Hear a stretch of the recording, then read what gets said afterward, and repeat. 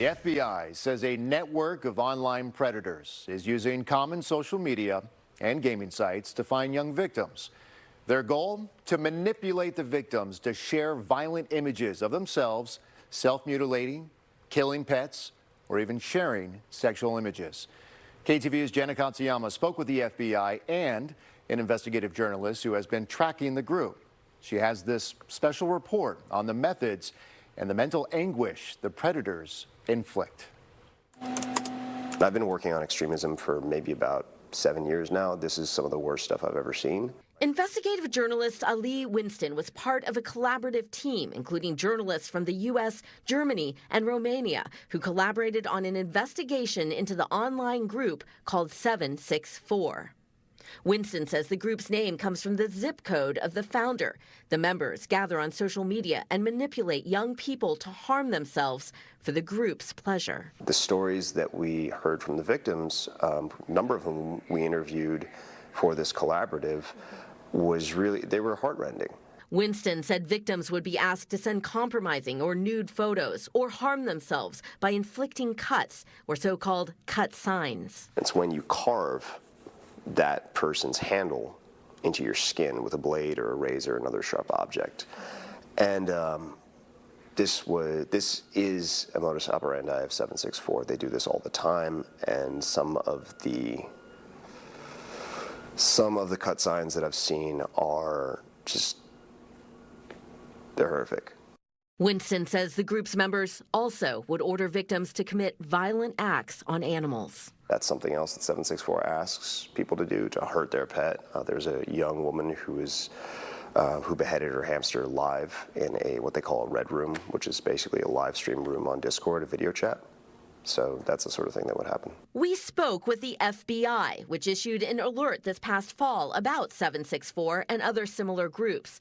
Robert Tripp is special agent in charge for the San Francisco office of the FBI, and he says this isn't just happening on the dark web or obscure corners of the internet. The dark web is a part of this, but these predators are identifying their victims in very public-facing social media platforms. That's where they find these people. They find them in the social media platforms that all of the kids are using, that our families are using. And that includes many of the social media platforms that are based right in the Bay Area or used by children here. Instagram, Telegram, Discord, Twitter X, Roblox. Are those places where you are seeing this? Any public-facing platform is a potential vector for this kind of activity. Online predators, bullying, and exploitation are not new. But Tripp says money is not the main motive of groups such as 764. But the difference is the element of violence. These people aren't merely lacking empathy with their victims. They actually derive pleasure from making their victims suffer, and that is truly disturbing for us. That's why this is such a high priority for us. And often, the group's targets are young people who already feel isolated, insecure, or struggle with mental health issues. The primary age range we see is 8 to 17 is where we're concerned. 764 100% seeks out and preys on children, young folk with mental health issues. They have an entire guide that they've crafted and distributed amongst themselves on how to identify those folks, how to bring them into a relationship. The FBI San Francisco office says it is working closely with social media companies to investigate. We have a good relationship with many providers here in the Bay Area. When they come across information, they'll block it, they'll take it down, and they'll notify law enforcement. Last month, the Tech Coalition, which represents some 36 major tech companies, launched a new effort called Lantern, where companies agree to share information about online predators across platforms. But protecting young people is an increasing challenge. A report by the NCMEC, the National Center for Missing and Exploited Children, says its cyber tip line received more than 1 million reports in 2023 in the U.S. More than 110,000 of those reports were from California. The center says while electronic communication service providers are required to report bad actors now, quote, Widespread adoption of end-to-end encryption by reporting ESPs will begin at some point in the calendar year 2024 and could result in a loss of up to 80% of NCMEC's cyber tip line reports.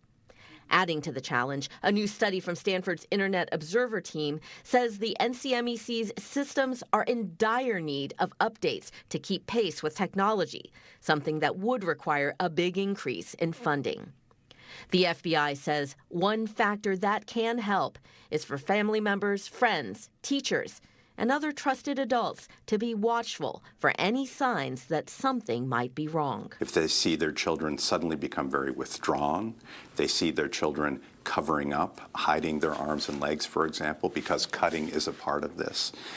Those are warning signs. Simple mood changes, profound mood changes can be a good indicator as well. And most important, the FBI says, is to talk with young people about their interactions online. There are people on the internet that may pretend to be your friends, but they're not your friends. Having that kind of a conversation. Jana Katsuyama, KTVU, Fox 2 News. The month of May is Mental Health Awareness Month, and the FBI says it is important for young people and parents to know where to turn for help, for support. Along with 911, you can get help at 1-800-CALL-FBI or call the National Center for Missing and Exploited Children at 1-800-THE-LOST. They can work with social media sites to track down predators and also work to remove images of victims that predators might have posted to online. Yeah, I mean, it's just so scary, right? Us parents really have to do whatever we can to Every day. protect the kids online. Yep.